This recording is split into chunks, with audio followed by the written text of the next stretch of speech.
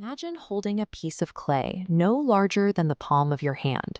A scribe presses a wedge-shaped reed stylus into the moist earth, recording a secret buried beneath the sands of Mesopotamia for 4 millennia.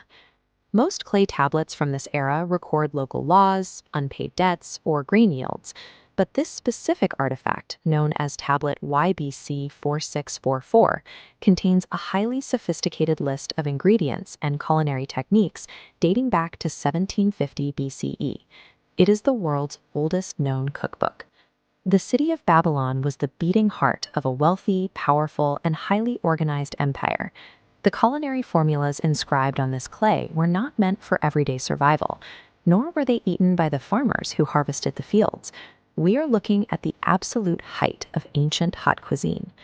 This dish, a rich stew known as Tuh'u, was designed exclusively for kings, high priests, and elite spring celebrations like the Akitu festival. Translating these wedge-shaped marks allows us to bypass the weathered stone ruins.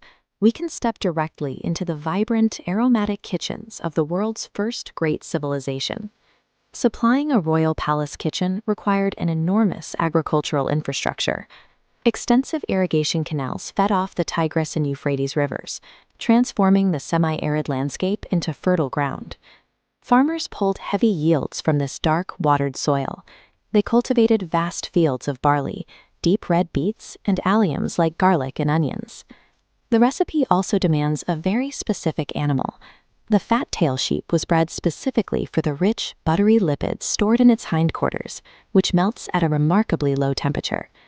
Gathering these specific resources, fresh vegetables, processed grain, and specialized livestock, required the coordinated effort of a massive agricultural society operating at peak efficiency. Inside the royal kitchen, flickering oil lamps illuminate thick mud brick hearths. Heavy clay vessels are positioned directly over roaring open flames. The chef begins by taking the prized fat from the tail of the sheep and rendering it down into a hot, bubbling liquid over the glowing wood embers. Next, large diced pieces of lamb leg are dropped directly into the rendering fat. The intense heat initiates a rapid sear, evaporating surface moisture and locking in deep, savory flavors. At the time, a single lamb cost 1 shekel of silver. That was the exact same price as 100 loaves of bread. The chef then folds a fragrant mix of chopped yellow onions, red beets, fresh arugula, and cumin seeds into the hot fat alongside the searing meat.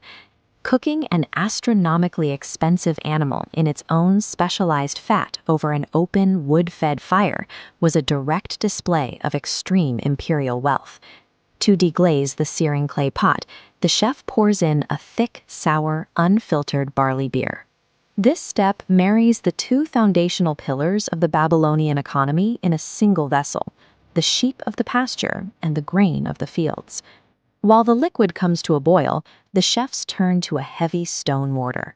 With heavy, rhythmic strikes, they pulverize raw Egyptian leeks and garlic cloves into a pungent green paste. Stirring this raw paste directly into the boiling stew serves a highly practical purpose.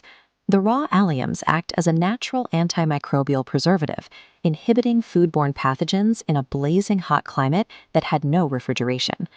The pot is then pulled to the edge of the hearth to simmer. Over the next hour, the starches from the beets and the grain break down, thickening the liquid into a glossy, ruby-red sauce. These cooks understood the complex chemistry of their ingredients. They mastered heat and preservation to invent a sophisticated culinary tradition long before the advent of modern science. The finished Tuh'u is ladled out the cooking vessel and into wide clay bowls, revealing a breathtaking deep magenta color from the slow-cooked beets.